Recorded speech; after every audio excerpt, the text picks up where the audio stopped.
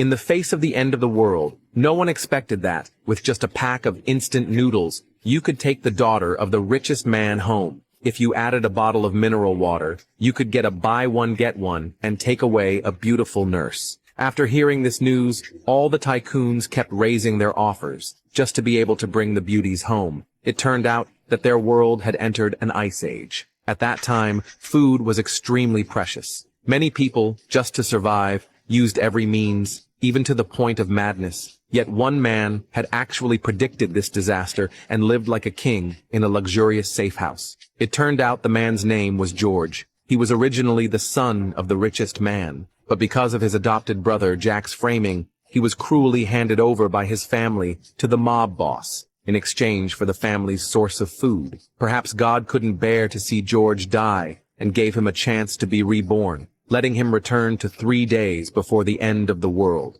This time, George decided not to compromise. Since the family favored Jack so much, he chose to cut ties with his family, then left home. He called his good friend William, and went to the bank to borrow $100 million.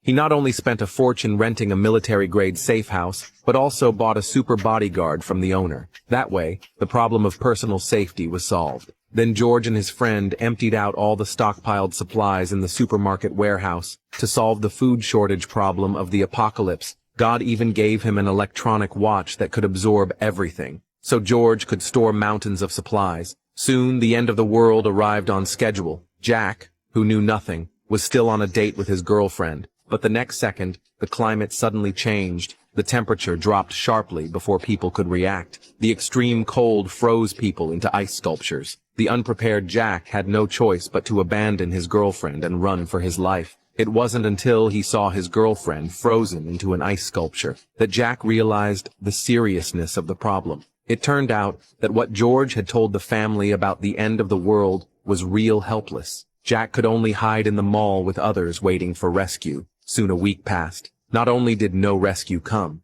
even food was hard to find. At this time, a group of bandits suddenly broke in. At a glance, they recognized Jack as the son of the richest man, and immediately wanted to catch him to trade with the richest man for food. Jack panicked instantly after hearing this. After all, his family only had money and hadn't prepared any supplies. At this time, money couldn't buy supplies. So, to save his life, Jack betrayed George. He even wanted to take the bandits to George's safe house. Meanwhile, George's sister Paige also came to the door of the safe house. Her purpose was to borrow supplies from George. She even apologized to George for the family's wrongdoing, but George was already disheartened with his family. Faced with Paige's plea, George still refused, and just at this moment, Jack brought the bandits to the door of the safe house. Before Paige could ask him what was going on, Jack told the bandit leader that inside were all the supplies George had hoarded. After hearing this, the bandit leader immediately shouted to George, "Hurry up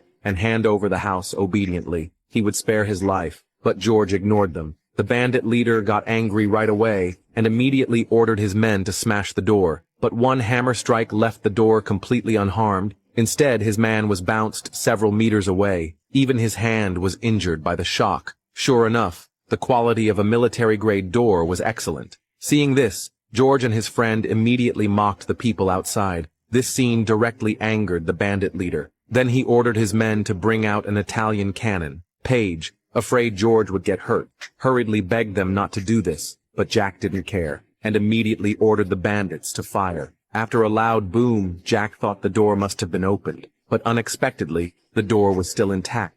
The bandit leader was stunned after seeing this. He immediately went forward to open the door with his bare hands, but was struck down by the electricity on it. The bandit leader was unwilling, and directly ordered his men to use explosives. They used nearly 6 kilograms of explosives. George's friend William was very worried when he saw this, but George comforted him, saying it was fine. Then came another loud explosion. Jack found with disbelief that the door was still perfectly intact. The bandit leader was furious when he saw this. After scolding Jack, he told him to quickly think of a way, but at this moment, Jack had no good ideas. He could only rely on brute force to try to open the door. After hearing this, Paige immediately ordered Jack to stop.